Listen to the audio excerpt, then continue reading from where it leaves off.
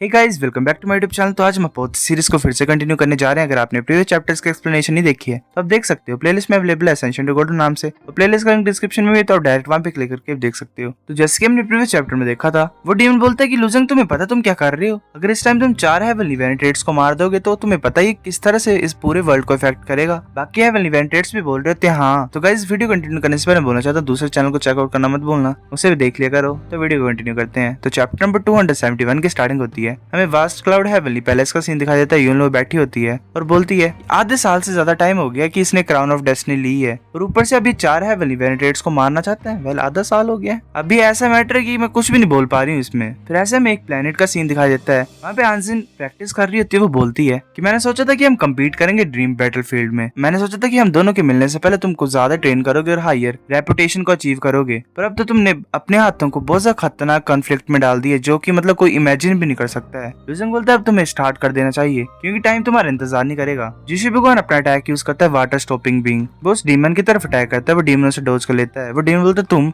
जिशु heavenly वेनेट्रेट बोलता है कि जो हम ह्यूमन रेस है उनका काफी ज्यादा लंबे टाइम से तुम डीमन रेस के साथ कॉन्फ्लिक्ट चल रहा है। तुम और जो जुआन वो हेवनली वेनेट्रेट है वो पक्का ही मेरे को लगता है कि चांस फाइंड करेंगे मेरे को पहले मारने के लिए। तो मैं ऐसे क्यों नहीं करता कि तुम दोनों को पहले मारता हूँ। स्विंग हेवनली वेनेट्रेट भी देख रहा होता है दूर से। वो सोच रहा होता है कि जितने भी लो स्टेज हेवनली वेनेट्रेट्स हैं, जो स्ट्रेंथ मेरी और आनमो हेवनली वेनेट्रेट की वही स्ट्रॉन्गेस्ट है। जो जिशु हेवनली वेनेट्रेट है वो मिडिल स्टेज हेवनली वेनेट्रेट है। उसने पहले आनमो हेवनली वेनेट्रेट के ऊपर अटैक किया है। तो अगर मैं बाकी 2 लोगों को मार दूंगा मेरे अलावा, तो मेरे को फिर सिर्फ जिशु हेवनली वेनेट्रेट के साथ ही फाइट करना पड़ेगा। तो जो मेरे चांसेस जीतने के वो बढ़ जाएंगे। वो ऐसे फाइट कर रहे होते हैं, एक्सप्लोजन हो रही होती है। आनमो हेवनली वेनेट्रेट अपने हाथ को आगे की तरफ मूव करता है। जिशु हेवनली वेनेट्रेट वाटर में कन्वर्ट कर लेता है अपनी बॉडी को और जल्दी से मूव करता है और अपने आप को फिर से अपने रियल बॉडी में कन्वर्ट करता है और आनमो हेवनली वेनेट्रेट को बहुत जोर से पंच मारता है। आनमो हेवनली वेनेट्रेट पीछे बैरियर से जाकर टकराता है। जो दूसरा डीमन होता है वो बोलता है मैं तुम्हें सपोर्ट करूंगा। वो अपनी स्वॉर्ड से अटैक करता है हेवनली एम्परर प्रोफाउंड ब्लेड। वो बहुत सारे स्ट्राइक्स को कर रहा होता है और वाटर से टकरा रही होती है वेल्वो स्ट्राइक्स, पर वाटर को कुछ इफेक्ट नहीं हो रहा होता। जिशु भगवान पीछे की तरफ हो जाता है, उसकी बॉडी में कट लग गए होते हैं। बाकी इंसान होते हैं वो बोल रहे होते हैं कि इन्होंने तो ये साथ में एक पर्सन से फाइट कर रहे हैं। अगर ये क्योटिक डेथ बैटल है तो हम भी जिशु भगवान की हेल्प करेंगे। वो ऐसे फाइट हो रही होती है, एक दूसरे से मतलब कर रहे होते हैं। बहुत सारे एक्सप्लोजन हो रही होती है। बाढ़ का इन्फ्लुएंस भी हो रहा होता है शायद। तो जिशु भगवान आगे आगे भाग रहा होता है, पीछे आनमो भगवान चला होता है। वो बोलता है रुक जाओ। दूसरा डीमन बोलता है कि वापस आओ, तुम उसके ओपोनेंट नहीं है, तुम क्यों पीछा कर रहे हो उसका। आनमो हेवनली वेनेट्रेट अपना अटैक यूज करता है डार्क स्टार फिस्ट। एक ब्लैक होल टाइप जिशु भगवान की तरफ जाता है। वो चीजों को आसपास को जो सराउंडिंग होती है उसे सक करने लग पड़ता है। जिशु भगवान पानी में कन्वर्ट हो जाता है। वो ब्लैक होल से निकल जाता है। वो ब्लैक होल काम होता है। आनमो भगवान उसके पास जाता है और बोलता है हंसते हुए कि जो मेरी डार्क स्टार फिस्ट थी वो किसी भी चीज को, किसी भी एनर्जी को खा सकती है, तो तुम्हारे पास कोई भी रास्ता नहीं भागने का। वेल, मैं भगवान और हेवनली वेनेट्रेट के बीच में स्विच कर रहा हूँ। वेल, दोनों एक ही है, ट्रांसलेशन में फर्क है। फिर उस ब्लैक होल में से जिशु भगवान अटैक यूज करता है अपना वाटर स्टॉपिंग बीम। वो जो वाटर की बीम होती है वो आनमो भगवान की चेस्ट के आर पर निकल जाती है। आनमो भगवान के मुंह से खून निकलता है। वो बोलता है कैसे हो सकता है। वो फिर और ज्यादा वाटर बीम्स को करता है। वेल, आनमो भगवान की बॉडी को पूरी तरह से डिस्ट्रॉय कर देता है। उसको कुछ भी नहीं बचा होता है। बाकी हेवनली वेनेट्रेट जो फाइट को देख रहे होते हैं वो हैरानी से बोलते हैं कि आनमो हेवनली वेनेट्रेट मर गया है। जो हेवनली वेव वो द्वारा शेक कर रहा है। वेल, एक तरह से पिलर ही है पूरे इस यूनिवर्स के, तो ये मर रहे हैं तो हेवनली वेव भी थोड़ा सा हिल रहा है। लुजंग भी ऐसी फाइट को देख रहा होता है हैरानी से। जुन बोलती है कि पहला हेवनली वेनेट्रेट मारा गया है। लुजंग बोलता है कि मुझे पता है उसकी जो पर्सनैलिटी है वो बड़ी ज्यादा गंदी है, तो वो इस सिचुएशन में अपनी लाइफ को रिस्क में नहीं डालेगी। पर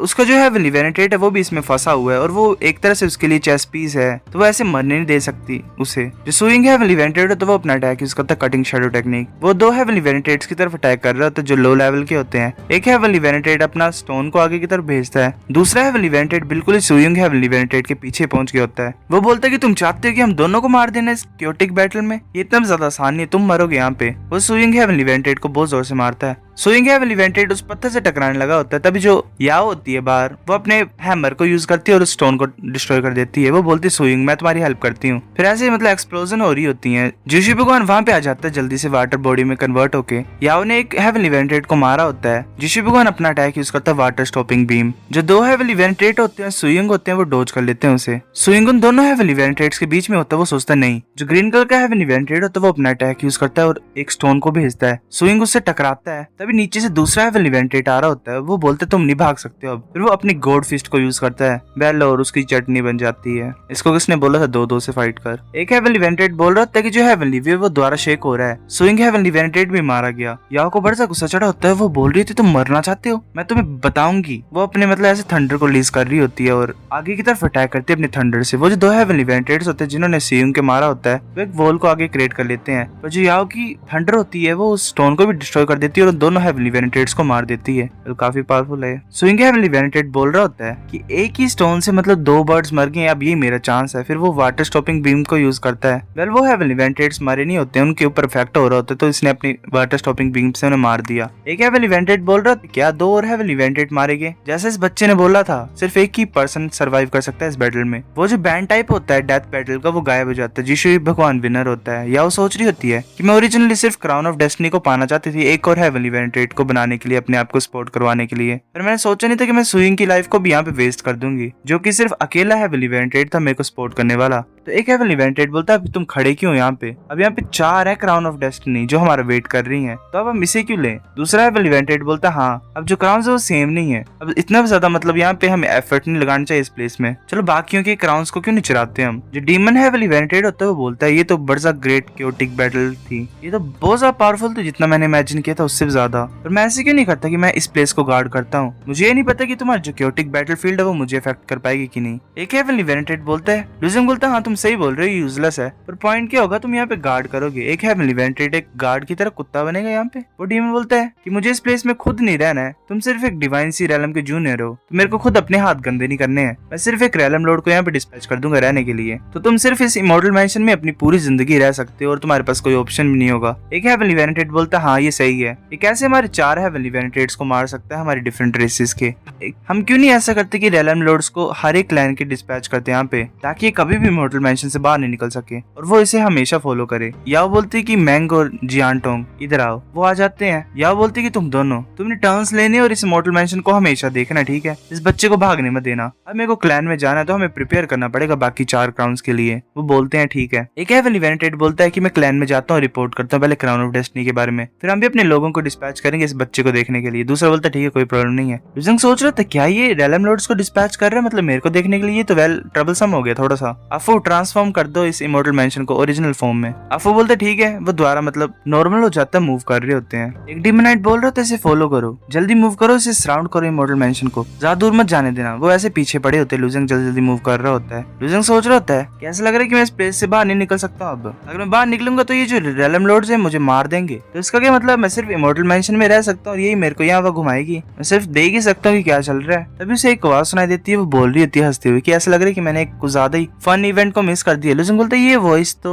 वो बोलती है वॉइस वेल वो लड़की होती है जिसने गाना गाया था कि क्या तुम मेरे बारे में भूल गए, पास्ट में मैंने तुम्हारे लिए गाना गाया था, याद करो, आया तुम्हें याद कुछ, तुम कैसे हो, ऐसा लग रहा है कि तुमने प्रॉब्लम क्रिएट की है। लुजिंग हैरान होता है, वो सोच रहा होता है अच्छा वो मिस्टीरियस लड़की जिसने गाना गाया था जो बीस्ट टाइड को कोज करती थी। लुजिंग बोलता है वेल कुछ भी नहीं, कुछ छोटे मोटे हेवनली इवेंटेट्स थे जो मेरे साथ पंगा ले रहे थे। एक रैलम लॉर्ड बोलता है क्या इसने हमें ऐसे छोटे मोटे हेवनली इवेंटेट्स बोला, ये बच्चा तो कुछ ज्यादा मतलब एरोगेंट नहीं है, हम हेवनली इवेंटेट्स की क्या पोजीशन है इसकी आंखों में। दूसरा बोलता है कि तुम्हें गुस्सा नहीं होना है, हमें पहले 4 क्राउन ऑफ डेस्टिनी को पाना पड़ेगा पहले। वो लड़की बोलती है कि तुम कुछ ज्यादा अमेजिंग हो, जो हेवनली इवेंटेट्स होते हैं वो सबसे ज्यादा स्ट्रॉन्गेस्ट होते हैं पूरे यूनिवर्स में, चलो मैं चेक करती हूँ कि कितने ज्यादा हेवनली फेट डिस्ट्रॉय हो गई है। फिर वो बोलती है कि सुइंग हेवनली फेट, आनमो हेवनली फेट, चैनली और डीवी हेवनली फेट, ये दोनों भी, ये 4 हेवनली फेट्स डिस्ट्रॉय हो गई, तुम तो अमेजिंग हो। वो मार्शल आर्टिस्ट से हैरान होते हैं। एक बोलता है कि जो लड़की थी तो सीन पे नहीं थी, इसने कैसे पता लगाया। वो बोलता है कि छोटी लड़की तुम तो सीन में नहीं थे, तो तुम्हें कैसे पता लगा कि कौन सा हेवनली इवेंटेट मरा हुआ है, और कैसे पता लगा कि कौन सी हेवनली फेट जो है वो लॉस्ट हो गई है। वो सोच रहे होते हैं कि डिफरेंट तरह के जो कर्मा लॉज होते हैं, लॉ ऑफ कैजुअलिटी होते हैं, वो साथ में मिलते हैं और एक हेवनली वे को क्रिएट करते हैं।